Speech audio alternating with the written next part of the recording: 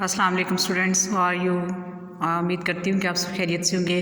اللہ تعالیٰ آپ سب کو اپنے حفظ و امان میں رکھے۔ اسٹوڈنٹس، آج کے لیسن میں، آج کے لیکچر میں حدیث پڑھیں گے۔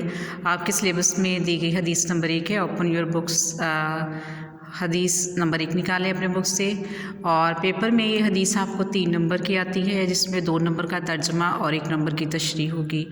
تو 2 نمبر آپ کو تبھی ایگزیکٹلی مل سکتے ہیں جب آپ ان کا صحیح سے ترجمہ لکھیں گے، اس کے بعد آپ اس کی تشریح کریں گے۔ چلتے ہیں آج کے لیسن کی طرف۔ بسم اللہ الرحمن الرحیم۔ سب سے پہلے ہم ترجمہ دیکھتے ہیں حدیث کا۔ افضل الاعمال، سب سے افضل عمل، فضیلت والا عمل، لا الہ الا اللہ، یعنی کوئی معبود نہیں ہے سوائے اللہ تعالیٰ کے، یعنی اللہ تعالیٰ کے سوا کوئی عبادت کے لائق نہیں۔ وافضل الدعاء، اور سب سے افضل دعا، سب سے فضیلت والی جو دعا ہے وہ ہے الاستغفار، یعنی استغفار ہے۔ اگر آپ اس کا ترجمہ دیکھیں کچھ یوں ہوگا: سب سے زیادہ فضیلت والا عمل لا الہ الا اللہ، اور سب سے زیادہ فضیلت والی دعا استغفار ہے۔ جی اسٹوڈنٹس، اگر آپ اس کو غور سے دیکھیں تو اس حدیث کے 2 حصے ہیں۔ پہلا حصہ اس کا ہے افضل الاعمال لا الہ الا اللہ، سب سے فضیلت والا عمل لا الہ الا اللہ ہے، اور یہ آپ کا ایک قسم کا توحید کا اقرار ہے جو آپ کرتے ہیں۔ اور دوسرے حصے میں افضل الدعاء الاستغفار، یعنی سب سے جو افضل دعا ہے وہ استغفار ہے۔ یہ حدیث کے دوسرے حصے میں استغفار کی اہمیت بیان کی گئی ہے کہ جو افضل دعا ہے سب سے زیادہ وہ استغفار کرنا ہے۔ اس کا بامحاورہ ترجمہ دیکھیں: سب سے زیادہ فضیلت والی دعا، فضیلت والا عمل لا الہ الا اللہ، اور سب سے زیادہ فضیلت والی دعا استغفار ہے۔ جی اسٹوڈنٹس، اب ہم اس کی تشریح کی طرف چلتے ہیں۔ تشریح آپ ترجمے کو دیکھ کر کرتے ہیں، جیسے آپ کا ترجمہ ہوگا ویسے آپ اس کی تشریح لکھیں گے۔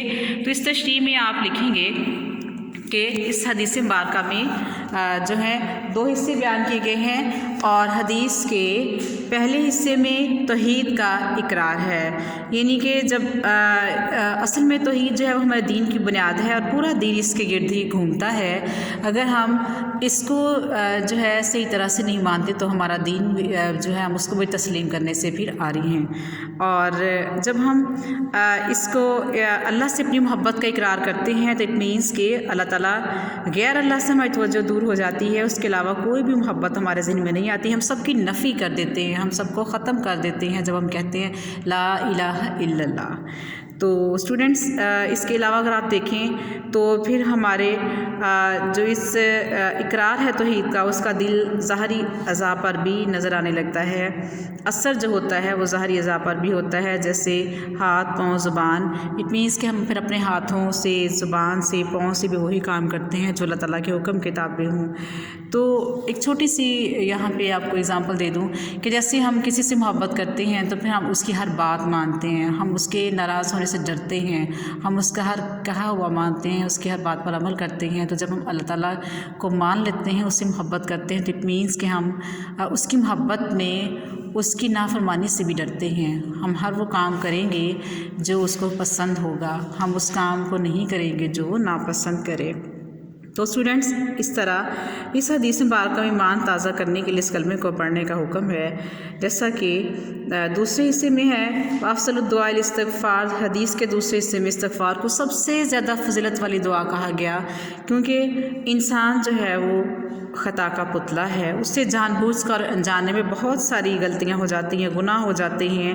تو یہاں پہ کہا گیا کہ اللہ رب العزت سے اپنے گناہوں کی بخشش طلب کرنا، یعنی کہ آپ دن میں اٹھتے بیٹھتے، خوشی ہو، غم ہو، کوئی بھی آپ پر حالات ہوں، کیسے بھی ہوں، کچھ بھی ہو، آپ اپنی زبان سے استغفار کرتے رہا کریں، یعنی اللہ تعالیٰ سے اپنے گناہوں کی معافی مانگتے رہا کریں۔ یعنی آپ کو اللہ تعالیٰ سے اپنے گناہوں کی معافی مانگنا ہے، تو اس کے لیے جو آپ کے پاس بہترین کلمہ ہے وہ استغفار ہی ہوگا۔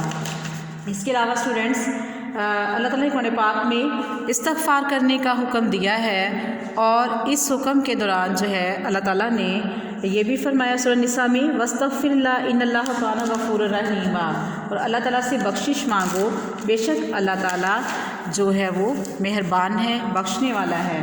جب ہم اللہ تعالیٰ سے بخشش مانگتے ہیں تو ہمیں ضرور معاف کرتا ہے۔ جب ہم توحید کا اقرار کرتے ہیں، اس کے بعد ہم اللہ تعالیٰ سے مغفرت طلب کریں گے تو ہمارے چھوٹے چھوٹے اعمال جو ہم جو گناہ کر بیٹھتے ہیں انجانے میں بھولے سے بھی، ان کو بھی اللہ تعالیٰ معاف فرما دیتے ہیں اس دعا کی وجہ سے۔ تو اس کے علاوہ ہے ایک حدیث مبارکہ میں آپ صلی اللہ علیہ وسلم نے ارشاد فرمایا خوشخبری ہے اس شخص کے لیے جس نے اپنے نامہ مال میں بہت زیادہ استغفار پایا ہو، یعنی کہ اس حدیث مبارک میں اللہ رب العزت کا محبوب اور پسندیدہ بندہ بننے کے لیے بتایا گیا کہ بندہ کثرت سے لا الہ الا اللہ اور استغفر اللہ کا ذکر کرتا رہے، یعنی اپنے گناہوں پر شرمندہ ہو کر اللہ تعالیٰ سے معافی طلب کرتا رہے۔ تو اسٹوڈنٹس آپ جب اس کی تشریح لکھیں گے تو اس کی تشریح کرتے ہوئے آپ اپنی طرف سے حوالہ جات کے لیے کوئی حدیث بھی آپ لکھ سکتے ہیں، یا آپ بھی قرآن پاک کی کسی آیت کا حوالہ دے کر آپ اس کا ترجمہ بھی لکھ سکتے ہیں، اور اس طرح سے جو ہے آپ اپنی اس کو بہتر سے بہتر تشریح کو لکھ سکتے ہیں۔ لیکن بات وہی ہے کہ جب آپ کو اس کے ترجمے کی سمجھ آئے گی تو تب آپ اس کو صحیح طریقے سے لکھ پائیں گے۔ تو اس کی آپ اپنے ایک اور بات، آپ کتابوں سے رٹی ہوئی تشریح لکھنے کی بجائے آپ اپنے الفاظ میں بھی لکھ سکتے ہیں، یعنی آپ نے ترجمہ سمجھ لیا، آپ ترجمہ سمجھنے کے بعد اس کو اپنے الفاظ میں بیان کیجیے گا تو یقین کریں کہ آپ بہت اچھی تشریح لکھ سکیں گے۔ دیٹس آل اسٹوڈنٹس، آپ اس کو لکھیں گے اور یاد کریں گے، اپنی کاپیز پر لکھ لیجیے گا۔ If you have any problem you can discuss me students. It's okay, take care, اللہ حافظ۔